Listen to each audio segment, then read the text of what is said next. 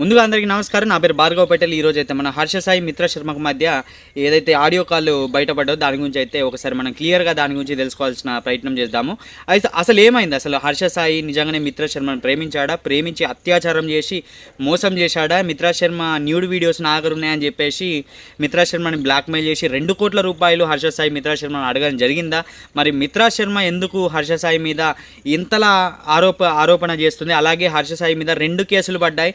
వాళ్ళ నాన్నగారి మీద కూడా కేసు వేశారనమాట. మరి హర్ష సాయి ఇప్పుడైతే పరారిలో ఉన్నాడని చెప్పేసి అయితే కొన్ని కథనాలు వినిపిస్తూ ఉన్నాయి. మరి ఇవన్నీ ఎంతవరకు నిజం? నిజంగానే హర్ష సాయి మోసం చేశాడా? మిత్ర శర్మ చెప్పేదంతా నిజమేనా? వీటన్నిటి గురించి క్లియర్గా ఒక అవగాహన రావాలంటే మిత్ర శర్మ తన నోటెంట ఎన్ని మాటలు చెప్పినా అవన్నీ లెక్కకు రావు, ఇన్వెస్టిగేషన్ అయిపోయేంతవరకు. కానీ ఇప్పుడు మనకైతే ఆడియో వాళ్ళు మాట్లాడుకున్నటువంటి ఆడియో కాల్ అయితే ఒకటి అందుబాటులో ఉంది.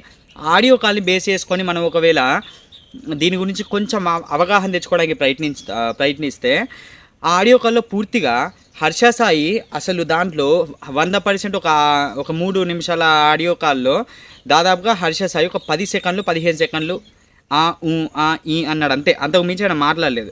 సో అక్కడ ఆడియో కాల్లో పూర్తిగా ఉంది ఏంటంటే మిత్ర శర్మ హర్ష సాయిని ప్రేమించు, నన్ను ప్రేమించాలి అని చెప్పేసి ఫోర్స్ చేస్తూ ఉన్నది. ఆయన రెచ్చగొట్టే ప్రయత్నం చేస్తాడు. నా వయసు అయిపోతూ ఉన్నది, అందం నీరు గారిపోతూ ఉన్నా అని చెప్పేసి రకరకాలమైన మాటలు మాట్లాడుతూ ఆయన రెచ్చగొట్టడానికి ప్రయత్నిస్తూ ఉన్నది.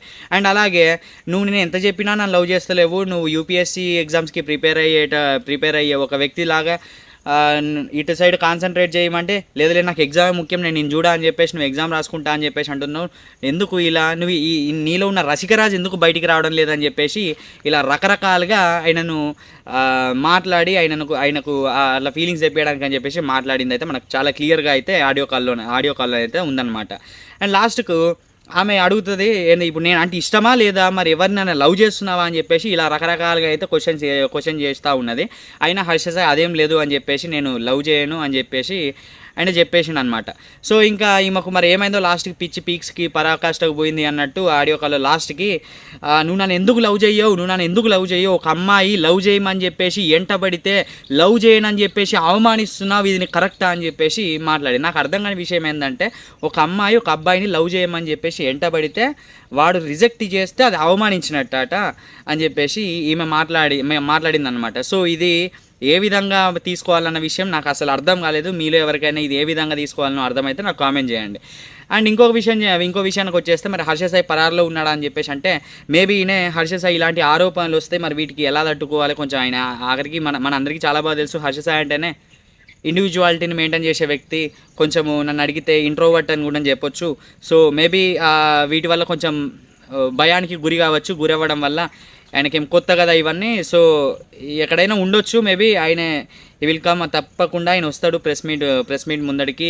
అది ఏమైంది అన్నది కూడా చెప్పడానికి అవకాశం ఉంది అని చెప్పేసి చెప్పొచ్చు. కానీ ఇప్పటివరకు మరి మిత్ర శర్మ నాకు కూడా అర్థం కానిది ఏంటంటే ఒక అమ్మాయి కేసు పెడితే వెంటనే ఆ కేసుని ఫైల్ చేయడము, 2 కేసులు వేయడము అనేది ఎంతవరకు న్యాయమో నాకు కూడా అర్థం కాలేదు. సో ఏంటంటే ఈ రోజులలో చాలా వరకు అమ్మాయిలకు చట్టాలు అనేటివి ఖచ్చితంగా కావాలి.